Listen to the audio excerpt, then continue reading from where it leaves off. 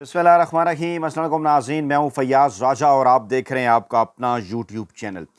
دوستو، 26ویں غیر آئینی ترمیم کے پاس ہونے کے صرف 24 گھنٹے کے اندر ہی اس غیر آئینی ترمیم کے کس بل نکلنا شروع ہو گئے ہیں، اور پہلے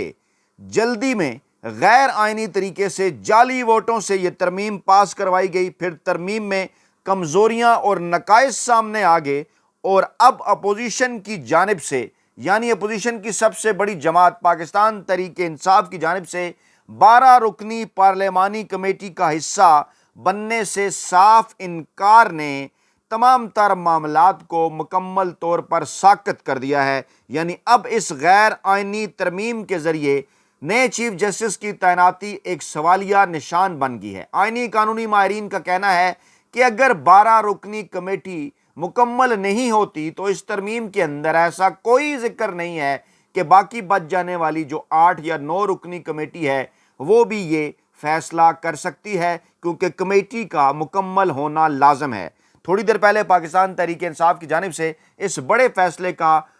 پی ٹی آئی کی سیاسی کمیٹی کے اجلاس کے بعد اعلامیے کے ذریعے اعلان کیا گیا کہ وہ اس کا حصہ نہیں بن رہے۔ دوسری جانب ایک اور بڑی ڈیولپمنٹ کے نتیجے میں اس آئینی ترمیم کے فارغ ہونے کی اطلاعات کے ساتھ ہی اور قاضی فائز عیسیٰ کے گھر جانے کی تاریخ یعنی 25 اکتوبر کے نزدیک آتے ہی نواز شریف نے پہلے لندن اور پھر امریکہ فرار کی تمام تر تیاریاں مکمل کر لی ہیں۔ ذرائع کا دعویٰ ہے کہ رواں ہفتے چوری چھپے نواز شریف اس سسٹم سے بھاگنا چاہتے تھے، لیکن پھر بھی اطلاعات آ گئیں، خبر لیک ہو گئی، اور نواز شریف اسی ہفتے پتلی گلی سے پہلے لندن اور پھر امریکہ روانہ ہو رہے ہیں۔ اور جناب، کیا عدلیہ، سوال اس وقت یہ پیدا ہو رہا ہے کہ کیا عدلیہ کی تبدیلی کے بعد اور قاضی فائز عیسیٰ صاحب کے گھر جانے کے بعد نواز شریف کو اس بات کا خطرہ تھا کہ نئے چیف جسٹس اور نئی عدلیہ کی آنے کی صورت میں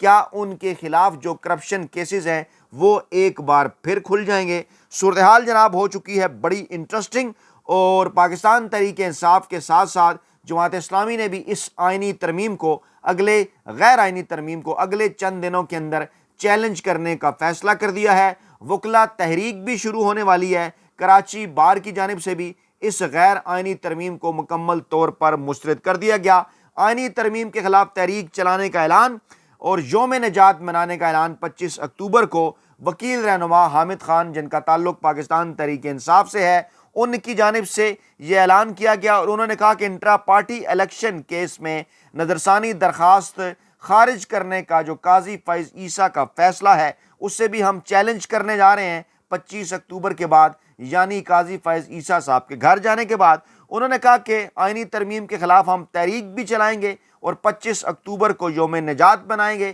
اس معاملے کو عدالتوں کے اندر بھی لے جائیں گے۔ آئین اور عدلیہ پر حملہ ہمیں کسی صورت برداشت نہیں۔ تحریک چلانے کے لیے نیشنل ایکشن کمیٹی بنا رہے ہیں، سارے پاکستان میں وکلا کو کال کریں گے، سڑکوں پر بھی جنگ لڑیں گے، اور عدالتی محاذ کے اندر بھی، عدالتی محاذ پر بھی یہ جنگ لڑیں گے۔ اسی دوران جناب ایک بڑی ڈیولپمنٹ یہ ہوتی ہے کہ آئی سی جے، انٹرنیشنل کمیشن آف جورسٹ، جو کہ سب سے بڑی تنظیم ہے، عالمی تنظیم ہے عدلیہ کی آزادی کے حوالے سے دنیا کی، انہوں نے 26ویں آئینی ترمیم کو پاکستان میں اس قانون کو عدلیہ کی آزادی کے لیے بہت بڑا دھچکا قرار دے دیا ہے۔ اس بل پر شدید تنقید کی ہے۔ بل کی منظوری پر رد عمل ظاہر کرتے ہوئے آج انہوں نے اپنا بیان، گزشتہ کل یعنی جب آپ یہ ویڈیو دیکھ رہے ہوں گے، انہوں نے اپنا بیان جاری کیا۔ آئی سی جے نے کہا کہ یہ ترمیم عدلیہ کی آزادی، قانون کی حکمرانی اور انسانی حقوق کے تحفظ کے لیے بہت بڑا دھچکا ہے۔ آئی سی جے کے سیکرٹری جنرل سینٹیاگو کینٹن نے کہا کہ ان تبدیلیوں سے، غیر آئینی تبدیلیوں سے عدالتوں میں تعیناتیوں اور عدلیہ کے انتظامی معاملات پر سیاسی اثر و رسوخ میں غیر معمولی اضافہ ہو گیا ہے۔ یعنی اب تمام تر فیصلے وہی سیاستدان کرنے جا رہے ہیں جن کے اپنے خلاف cases supreme court of Pakistan میں جائیں گے، اور اس طرح سے یہ جو صورتحال ہے انتہائی غیر معمولی ہے، دنیا میں ایسا کسی جگہ پر بھی نہیں ہے۔ بیان میں کہا گیا کہ تبدیلیاں ریاست کے دیگر اداروں کی طرف سے زیادتیوں کے خلاف عدلیہ کی آزادانہ اور مؤثر طور پر جانچ پڑتال اور انسانی حقوق کے تحفظ کے لیے کام کرنے کی صلاحیت کو ختم کر رہی ہیں، ختم کرنا چاہتے ہیں۔ ان جو ہے وہ ترامیم کے ذریعے آئی سی جے نے یہ بھی کہا کہ جتنی جلدی اور عجلت میں یہ کیا گیا کام، اس پر بھی شدید تنقید انہوں نے کی۔ کہا کہ جس طرح سے یہ بل کو قانون بنایا گیا، جس طرح سے مسودے میں موجود ترامیم کو خفیہ رکھا گیا اور پھر ان ترامیم کو پارلیمنٹ میں پیش کرنے اور منظور کرنے سے پہلے ان پر عوامی سطح پر مشاورت نہیں کی گئی، پھر جس طرح سے ان کے اندر لوپ ہولز ہیں، جس طرح سے اس کے اندر کمزوریاں ہیں، نقائص ہیں، پھر جس طرح سے ووٹنگ کروائی گئی، جعلی اور نقلی ووٹ اس حوالے سے سامنے آئے، پھر یہ بھی کہا جا رہا ہے، بلکہ اس حوالے سے باقاعدہ طور پر ثبوت ہے کہ دوش اور دھاندلی کے ذریعے جس طریقے سے دوسری سیاسی جماعتیں جو کہ اس بل کے حق میں ووٹ نہیں کرنا چاہتی تھیں، زور زبردستی فلور کراسنگ کے ذریعے ان کے ووٹ لیے گئے، وہ بھی صریحاً غیر آئینی اور غیر قانونی ہے۔ یہ ایک بڑی ڈیولپمنٹ۔ اس کے ساتھ ساتھ اپوزیشن کی ایک اور بڑی جماعت جو کہ پارلیمان میں کے اندر تو اس طرح سے موجود نہیں، لیکن بہرحال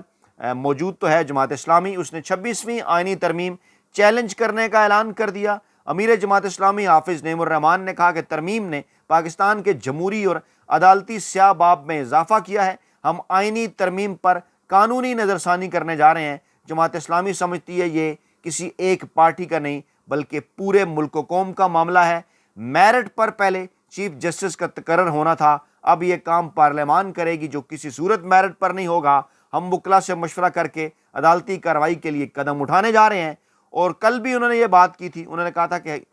جو ہے وہ ایک دن پہلے بھی کہ یہ جو عدلیہ پر قبضہ جمانے کے لیے جو کارروائی ہے، یہ کافی دنوں سے جاری تھی اور پارلیمان کا اور وزیر اعظم کے ہاتھ میں اس سارے معاملے کا تقرر کرنا جو ہے وہ انتہائی افسوسناک واقعہ ہے۔ پاکستان تحریک انصاف بھی بائیکاٹ کمیٹی کا، جماعت اسلامی بھی جاری کوڈ، پاکستان تحریک انصاف بھی جاری، ججز کی جانب سے خود بھی اس بات کی اطلاعات ہیں کہ ذرا پہلے صورتحال واضح ہو، قاضی فیض عیسیٰ صاحب گھر جائیں، یہ جو انہوں نے نام نہاد کمیٹی بنائی ہے ذرا اپنا کام تو شروع کرے۔ اچھا، پھر کیونکہ حکومت کو اب اس معاملے کا اندازہ ہو گیا ہے کہ اس کے اندر نقائص ہیں، اس کے اندر کمزوریاں ہیں، سوالات اٹھیں گے اب، اور کیونکہ ایسا کسی جگہ نہیں لکھا ہوا ترمیم کے اندر کہ اگر یہ تو لکھا گیا ہے کہ 2/3 اکثریت سے، لیکن کمیٹی تو پوری ہونی چاہیے۔ ایسا تو نہیں کہ 8 لوگ بیٹھیں یا 9 بیٹھیں 12 کی بجائے اور وہ فیصلہ کر لیں، اور پھر یہ بھی نہیں کہ جب تناسب کے حساب سے ہے تو یہ جو نشستیں 12 رکنی کمیٹی کے اندر 3 ہیں پاکستان تحریک انصاف کی، یہ کسی اور سیاسی جماعت کو دی بھی نہیں جا سکتی،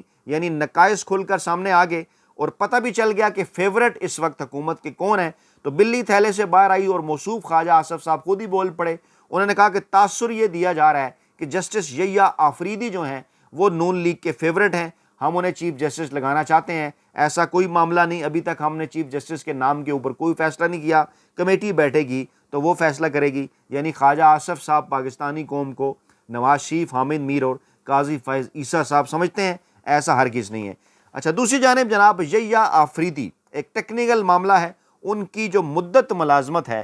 وہ جناب اس کے ختم ہونے میں ابھی بھی تقریباً 6 برس کا جو عرصہ ہے وہ باقی ہے۔ دوسری جانب اس ترمیم کے اندر یہ ہے کہ جو چیف جسٹس صاحب بنیں گے وہ چاہے پہلے 65 سال کے ہو جائیں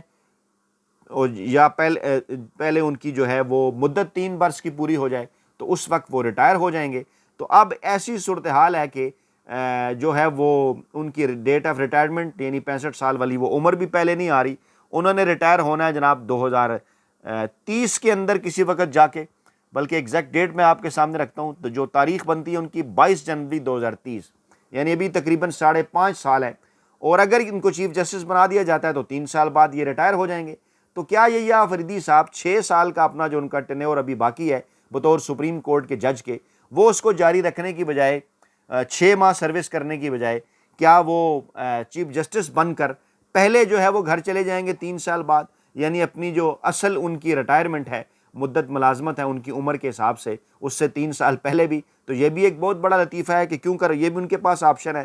پھر یہ کہا جا رہا ہے کہ جناب تینوں ججز نے اگر انکار کر دیا اس طریقہ کار کو ماننے سے یا چیف جسٹس بننے سے، تو پھر جناب چوتھے اور 5ویں نمبر کے جج کی جانب جایا جائے گا۔ اچھا، وہاں پر بھی اب صورتحال عجیب و غریب ہے۔ امین الدین خان صاحب جو ان کے بعد ہیں وہ 30 نومبر 2025 کو ریٹائر ہو رہے ہیں، جمال خان مندوخیل صاحب 10 نومبر 2026 کو ریٹائر ہو رہے ہیں۔ یہاں بھی جو ہے وہ اس حوالے سے ایمبیگویٹیز ہیں کیونکہ 65 سال تو ان کی عمر ہو جائے گی۔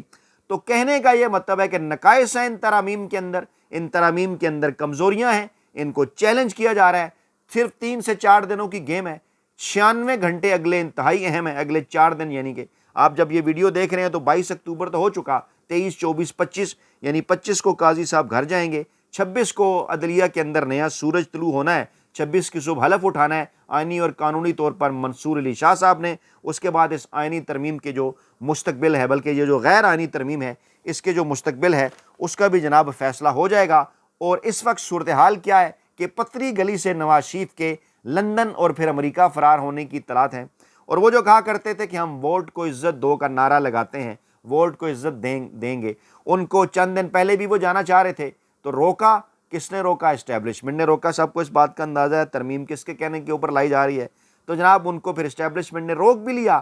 اور اب پھر ان کو اجازت بھی مل گئی کہ ٹھیک ہے جناب آپ نے ووٹ کر دیا، آپ سے جو کام ہم نے لینا تھا وہ آپ نے کر دیا، اب ٹھیک ہے آپ لندن چلے جائیں، امریکہ چلے جائیں۔ لیکن سوال یہ بھی پیدا ہوتا ہے کہ نواز شریف صاحب موصوف ہے، ان کو اس بات کا تو خیال تھا کہ نہیں جناب میں نے اس غیر آئینی ترمیم کے حق میں ووٹ ڈالنا ہے۔ شعر بھی وہاں پر وہ پڑھتے رہے عجیب و غریب قسم کے، بڑے دکھی انداز میں وہ وہاں پر بیٹھے ہوئے بھی نظر آئے۔ تو کیا انہیں اس بات کا احساس نہیں تھا کہ جس عدلیہ کی آزادی کی وہ بات کیا کرتے تھے کہ جناب دیکھیے جی آزادی کے ساتھ فیصلے نہیں کرتے، اس اینگل سے بھی تو دیکھیں نا، کیا انہوں نے اس عدلیہ کی آزادی اس آئینی ترمیم کے لیے اس آئینی ترمیم کے ذریعے سلب نہیں کر لی؟ اچھا، موصوف کچھ ایسے فلاسفر ہیں خواجہ آصف صاحب جیسے کہ وہ عجیب و غریب کمپیریٹیو انالیسس کر رہے ہیں کہ جناب جب آرمی کے اندر جو ہے وہ 3 کے پینل میں سے یا 5 کے پینل میں سے آرمی چیف تعینات ہو سکتا ہے تو سپریم کورٹ سے کیوں نہیں ہو سکتا؟ اب یہ